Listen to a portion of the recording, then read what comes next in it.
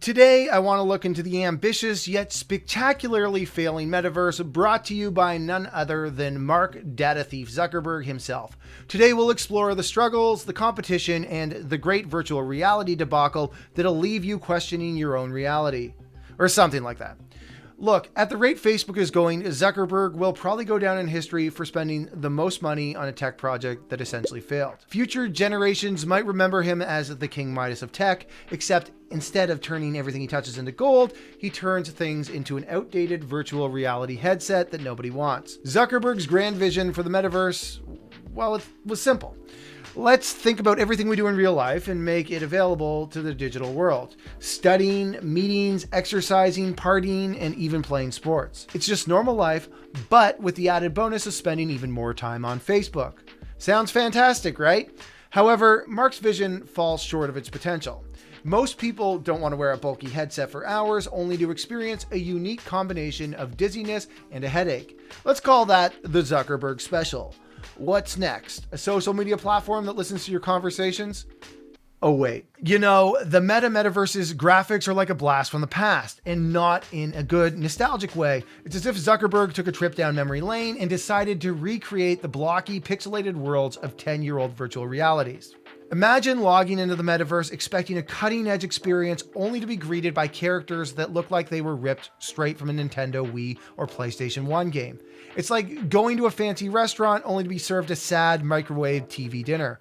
So if you're looking to relive the days of low poly graphics and clunky animations, the metaverse has got you covered. Except it's still behind a $500 paywall.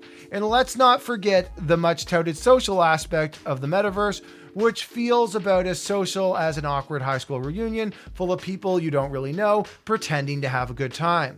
So how did Facebook get here? Let's start with Apple. The Apple versus Facebook story is an ongoing saga. In 2021, Apple finally launched an app tracking transparency feature. Shortly after, in a company conference call, we learned this feature alone caused Meta to lose around $10 billion in annual revenue. It's like watching two tech giants in a boxing ring, and Apple just landed a solid punch right to Meta's nose.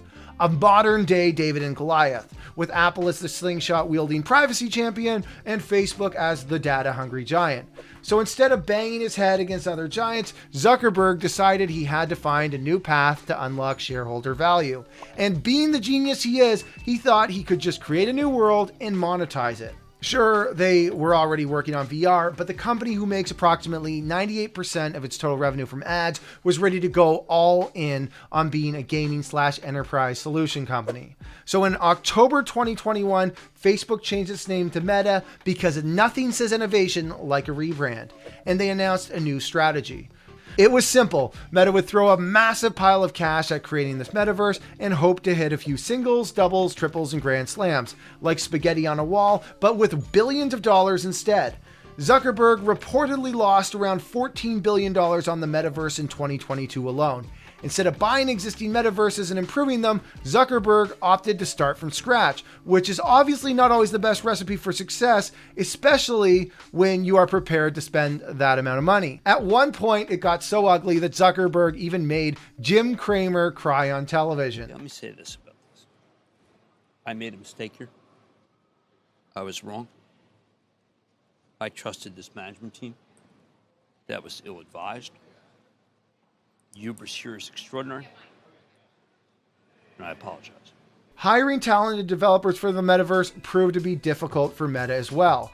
As morale was plummeting with their stock price in 2022 and a reputation that screams data privacy nightmare, the hiring process was difficult. Hiring developers was probably about as much fun as explaining the metaverse to your grandparents. You see, Grandpa, it's like the real world, but fake, and you can be a cat. Top developers were hesitant to join the project, with some even publicly criticizing Meta's direction. Can you imagine the job postings? Wanted, developer for dystopian virtual world, must enjoy headaches and long walks on the digital beach. On the flip side of the coin, Microsoft focused on the industrial sector for their metaverse ambitions. They went out to build a digital twin of the Earth that combines AI, Internet of Things, and mixed reality, essentially creating a practical and valuable tool for businesses rather than a theme park for users. Not to mention, they already own one of the world's most popular metaverses in Minecraft and have been in the works by Activision, who comes with their own metaverses in World of Warcraft, StarCraft, Call of Duty, and others.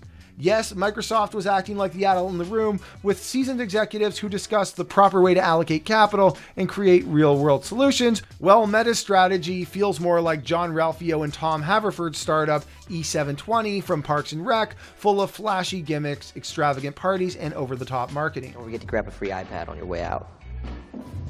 Based on various online sources, Microsoft's strategy seems to have resonated better with developers who appreciate the company's commitment to creating a useful and transformative platform. Projects that developers can be proud to tell their friends and family they worked on. Now, Facebook's starting from scratch approach seems odd, even for Zucks. Some of Facebook's biggest wins came from acquiring successful platforms at high multiples and taking them to the next level. Everyone scratched their heads when Facebook purchased Instagram for $1 billion and WhatsApp for $22 billion. But I don't think anyone is laughing at how these purchases worked out. So where is Zuckerberg's vision for the metaverse today? Well, Meta's ambitions have been hindered by a decline in VR headset sales, which is seen as a key indicator of interest in the metaverse. As a result, the company will need to find innovative ways to overcome hardware limitations and accessibility issues, ensuring that their metaverse can reach a wider audience and become a part of everyday life. According to The Telegraph, today Mr. Zuckerberg recognizes the potential of AI in creating a seamless experience within the virtual world. Yep, he saw that shiny object called ChatGPT, and like a dog who sees a squirrel outside the window, has changed his focus. Zucky now wants the metaverse to be a world where users can interact with intelligent virtual beings. Perhaps this means you can now interact with the characters like those from the never-ending Seinfeld AI show, Nothing Forever, which was suspended on Twitch after Larry Feinberg, the AI version of Jerry Seinfeld, made some controversial comments in a stand-up set after the AI misspoke for him. So it seems like Mark Moneybag Zuckerberg had a bad combination of power, money, and yes men surrounding him when he dreamt up the metaverse. You know, things are getting out of hand when employees start using the acronym MMH for Make Mark Happy, as if Zuckerberg's whims are some sort of magical formula for success. Maybe, just maybe, it's time to step back and realize that having a vision is one thing, but executing it with finesse, listening to smart people around you, and having a dash of humility is what great leaders do. You have employees with jobs on the line and pension funds with retirement savings depending on you to act like a proper custodian of capital. But hey, who am I to judge?